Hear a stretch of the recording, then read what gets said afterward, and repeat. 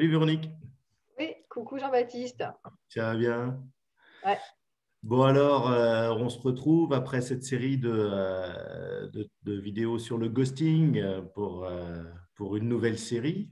ouais, Il y a sur un autre thème, mais qui est un peu dans la continuité aussi de celui-là, puisque ça touche directement le lien. Et donc, la question qui vient, c'est la question de la dépendance affective. mm, Et avant d'entrer dans le vif du sujet, peut-être ça serait bien de faire un petit topo, une petite définition, que c'est quoi finalement la dépendance affective.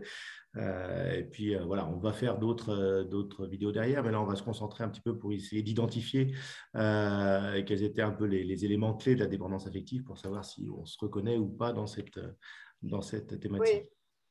Après, bon, chacun sa théorie sur c'est quoi la dépendance affective, mais pour moi, en tout cas, Mhm. il y a quelque chose de l'ordre du curseur, du niveau de dépendance. C'est-à-dire qu'on pourrait dire comme ça qu'on est tous un tantinet dépendants affectifs, ce qui est plutôt sain quand même, tu vois. Ça veut dire qu'on est des êtres de lien et que, bon, c'est normal, on ne peut pas vivre en ermite tout seul, en étant complètement dépouillé de satisfaire nos besoins affectifs, Mhm. nos besoins de tendresse, de sexualité, toi, ça n'existe pas. Maintenant, entre un peu dépendant, c'est-à-dire un peu dépendance, c'est pour moi quelqu'un qui va avoir tendance à s'agripper à l'autre, c'est-à-dire à avoir du mal à faire stand. Et on va commencer à sentir le manque. Hein. Je manque du lien et comment je fais? Je commence à monter en mode Étouffement, peut-être, étouffement, panique, panique. angoisse. Voilà. Et donc, la réaction, si je commence à paniquer, c'est m'agripper. Hein. Donc, c'est ça la dépendance, c'est une forme d'agrippant au partenaire ou à la Mhm. relation et de ne pas avoir le contrôle là-dessus. Mhm. D'accord. Et c'est quelque chose qui finalement nous piège et nous fait perdre un petit peu le contrôle de nous-mêmes, ou c'est quelque chose qui est de toute façon normal et qu'il faut accepter comme tel et trouver des façons de jouer avec. Comment tu vois ça en fait dans un quotidien? Est-ce que c'est quelque chose qui est vraiment difficile? Ah oui, ça dépend du niveau, je te dis, dans lequel tu te Ouais. trouves. Si tu es dans un curseur élevé, c'est très souffrant. Parce que tu contrôles pas. Donc, tu vois que tu souffres, tu vois que tu t'agrippes et tu ne peux pas t'empêcher. Ouais. Et donc, à ce titre-là, tu te sens coincé, en fait. D'accord. Et il y a de la culpabilité souvent de ne pas arriver à lâcher prise en disant c'est pas rationnel, pourquoi je ne lâche pas prise, etc. Donc, voilà. Après, si tu es sur un faible niveau, bon, tu as remarqué un truc, c'est que très souvent, quand il y a des personnes sur lesquelles nous sommes attachés, ben, on peut avoir tendance justement à s'agripper, comme par hasard, parce qu'on y met des enjeux. Et sur des Mhm. personnes qui, elles, sont très attirées par nous, qui pourraient être dépendantes de nous d'ailleurs, et que Mhm. nous, bon, finalement, voilà, très bien, ils nous encombrent un peu, et on est sur le ghosting, et que finalement, on pourrait les lâcher, quoi. Nous, Ouais. on a peut-être un peu de culpabilité, mais on ne va pas être envahi par eux, quoi. Ouais, ouais, Tu vois. d'accord. Et ça touche spécifiquement la relation amoureuse, ou La on peut dépendance. l'élargir On à... l'a élargi. Hein. J'ai eu travaillé il n'y a pas très longtemps avec quelqu'un qui travaille dans le milieu de l'entreprise et on avait parlé de dépendance affective dans le travail. dans le travail. On a fait un thème là-dessus. Mais là, on va s'organiser pour travailler sur la relation amoureuse. Et donc, c'est vrai que c'est quand même spécifique à la relation amoureuse quand même. D'accord, ouais. Donc bon, le lien familial, il peut être aussi considéré là-dedans, mais c'est pas le sujet en tout cas de nos Non, rencontres. on peut élargir, hein, mais nous, on va rester On va sur. cibler la relation amoureuse, ouais. Donc, Oui, c'est et le puis, gros, c'est le gros de la population. Hein, c'est la dépendance affective amoureuse. d'accord. Oui, c'est celle-là dont on parle, effectivement, parce qu'en fait, on ne peut pas changer d'objet d'agrippement quelque part. Si on parle d'objet d'agrippement, de la dépendance affective, c'est tourné vers une personne et on ne peut Ouais, pas la déplacer sur une autre personne parce c'est que bien le problème.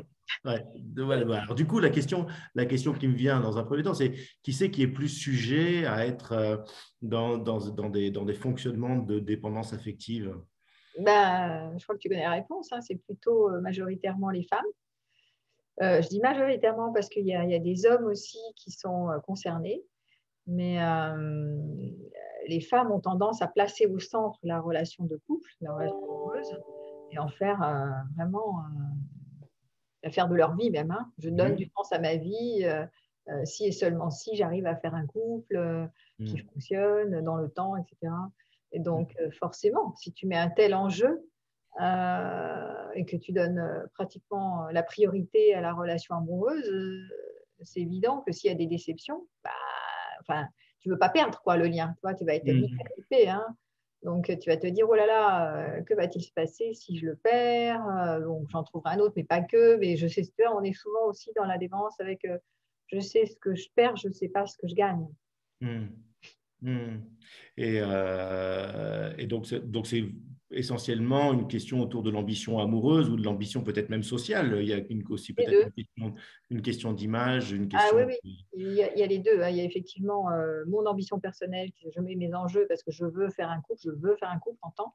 Et puis, tu as aussi l'ambition, c'est la norme sociale qui est, ça fait chic, ça fait bien, il faut faire un couple, sinon tu vas finir seul, des choses comme ça. De toute façon, c'est la norme.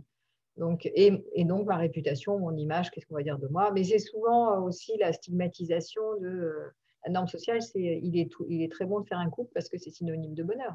Tu réussis ta vie si tu fais un couple qui marche. Enfin, voilà, il y a des choses comme ça qu'on entend derrière ou qui sont implicites en fait. Ok. Dans les, on va dire, les profils, est-ce qu'il y a des profils de personnalité qui sont plus sujets à être dans le… Oui, il y a des profils qui sont plus sujets Au-delà à des… tomber dans le panneau. C'est effectivement les dépendants, c'est plutôt les altruistes en général, hein, ou les planqués, ceux que j'ai décrits, c'est-à-dire que ce sont des profils de personnalité qui ont tendance à miser sur le lien, c'est-à-dire à être très dans le… C'est important la connexion, c'est important de faire avec l'autre. C'est important aussi pour les altruistes de donner, de recevoir, mais de donner. Tu vois, c'est aussi une mission sur Terre. Je vais sauver, donc si je sauve, c'est-à-dire j'existe, donc je vais être vraiment là pour l'autre, yeux dans les yeux, chewing-gum contre chewing-gum. On est dans des, tu vois, dans des rêves fusionnels. Les profils qui ont des rêves fusionnels sont des profils évidemment qui vont être sur le terrain de la dépense affective. C'est un peu logique. Alors, ceux qui sont plutôt ermites, qui aiment bien leur solitude et qui la défendent bec et ongle, bah oui, eux, Eux, ils ont besoin de l'autre. ils en ont besoin Sur le plan fusionnel, en tout cas. Voilà, ils mettent point la priorité de la relation au centre. Donc, bon, voilà. Et c'est vraiment une histoire d'enjeu. C'est sûr que si tu mets moins le curseur élevé sur, tu tiens moins à la relation, en général, amoureuse, forcément, tu es moins affecté. Hein. Avant d'aborder le dernier point que je souhaitais te poser comme question, c'est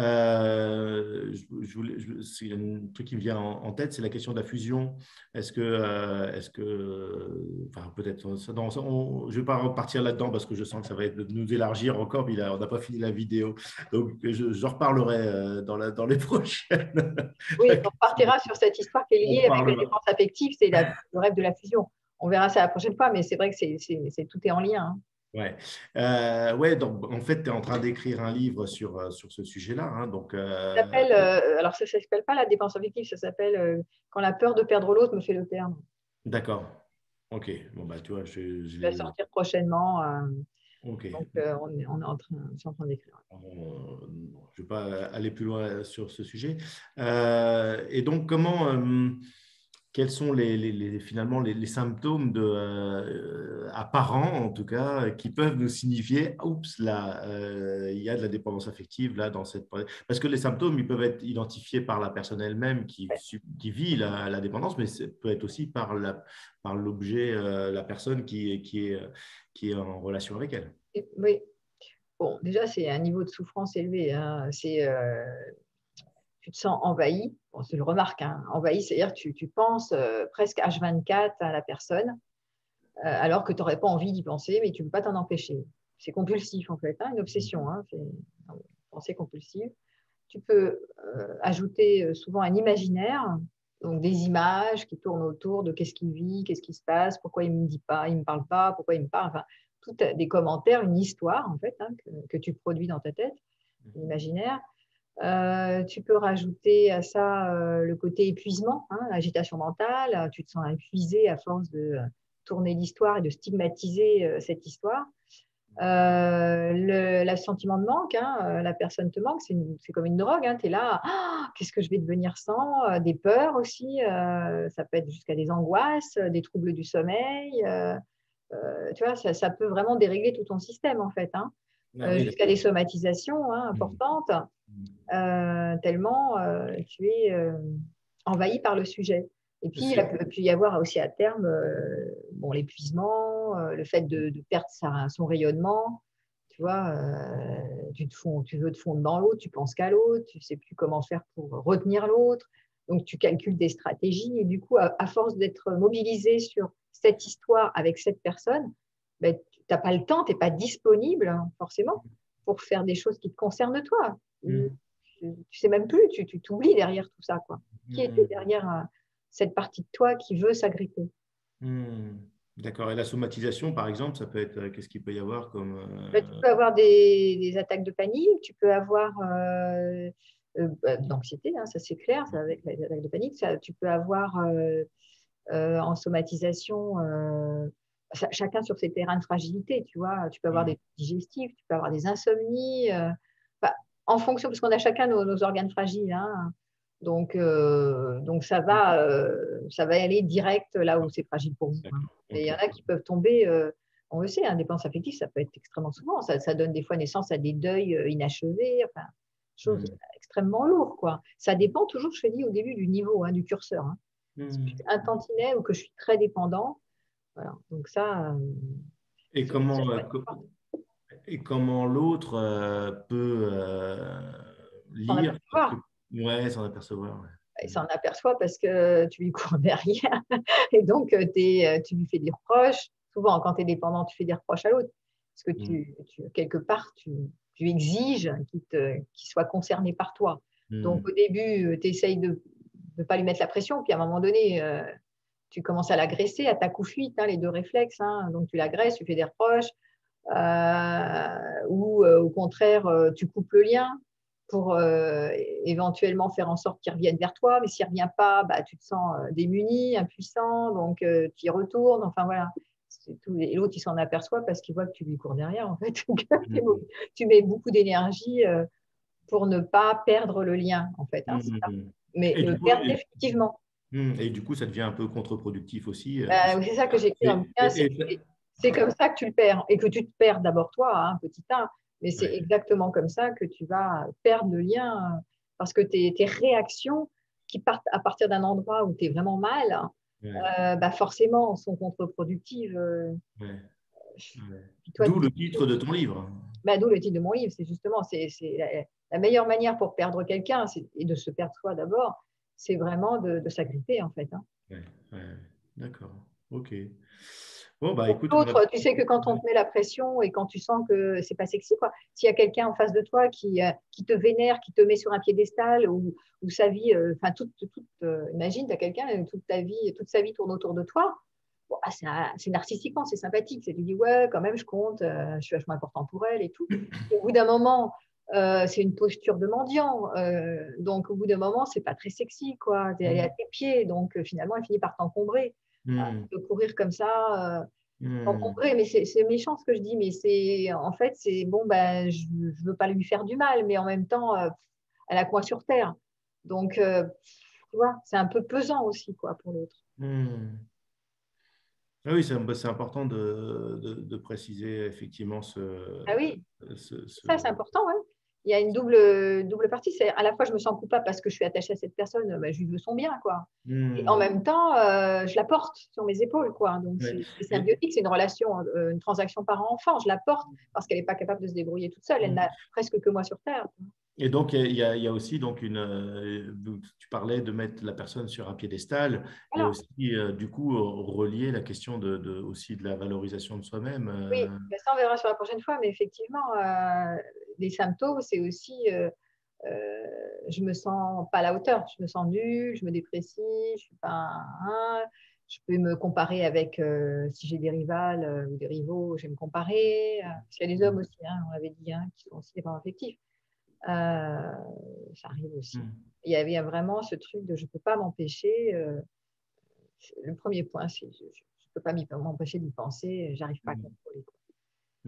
Ok. Et je me sens seule et abandonnée. Évidemment, on verra, mais ça, on verra après, mais ça fait revisiter toutes les blessures, bien évidemment. Ok, ça marche. Eh bien, écoute, super, merci pour pour ce premier éclairage, en tout cas, qui nous met sur des bonnes pistes de réflexion. On va Bah, la laisser. première chose, c'est d'identifier, de reconnaître, tu vois, de voir mon niveau de curseur. Plutôt que de dire, ah non, non, moi tout va bien, je vais bien, ou alors de dire, oh là là, moi c'est dramatique. Bon, ça peut être effectivement, d'ailleurs quand c'est excessif comme ça, je pense qu'il faut consulter parce que quand tu peux pas, quand tu es là-dessus, tu ne peux pas examiner les causes de pourquoi tu arrives à ça Il n'y a et pas le quelles sont les recul. options que tu peux trouver pour élargir et te libérer de ça. Tu vois, c'est pas, tu es tout seul, tu patauges, hein. Et Ouais, puis les ouais. copines, les copains, etc., bon, souvent, ils conseillent à partir de leur cadre de référence, mais voilà, ils n'ont pas le regard d'un pro, enfin, il n'y a pas de discernement souvent Oui, là-dedans. puis comme tu expliquais tout à l'heure, à partir du moment où tu es concentré sur l'autre, tu n'es plus concentré sur toi, ce qui fait que tu n'as plus le recul sur ton propre vécu. Exactement. Ça, c'est Donc, sûr, hein. Si tu racontes tes malheurs à ta copine, bah, qu'est-ce qu'elle va faire? Elle va abonder dans ton sens. Elle va dire, oui, lui, c'est un salaud, donc largue-le. Et puis, hein, mais c'est pas, ça règle rien du tout, ça, mais rien du tout. Ça sert à rien du tout. Donc non, c'est pas comme ça qu'il faut voir les choses. Il y a ok. vraiment quelque chose de, non, de quel endroit ça part de moi que je m'agrippe tellement, qu'est-ce qui se joue, ici, qu'est-ce que je répète, et puis après, ouais, on va élargir des options, mais c'est pas on résout pas le problème en disant je le quitte ou parce que ça va se répéter dans d'autres relations après ça, hein. Disons que Alors on peut le quitter, mais c'est pas résoudre le problème comme ça, c'est pas en fait. résoudre le problème. C'est voir qu'est-ce qui se joue chez moi que je ne peux pas m'empêcher d'agripper quelqu'un, hein, et pourquoi je fais ça et comment je peux faire différent. Voilà, ça va être ça la vraie question. L'autre, à la limite, comme je dis souvent, les personnes qui passent dans votre vie, bon, elles sont des vecteurs, elles sont des stimulus qui appuient sur les bons boutons pour déclencher des choses. Je rappelle qu'un ermite, hein, quelqu'un qui n'est pas du tout dépendant affectif, qui adore sa solitude, ça peut lui faire un peu mal que vous apparaissez, vous disparaissez de sa vie. Mais bon, il ne va pas se mettre par terre, quoi, hein. Il ne va pas être envahi, hein, du matin au soir. C'est un peu la différence quand même, hein. Mhm. Ok, super. Eh bien, écoute, merci. Et puis, à la semaine prochaine À la semaine prochaine pour pour la la suite. suite, pour la suite de l'aventure. À bientôt, Véronique. À Bonne bientôt. journée à toi. Salut.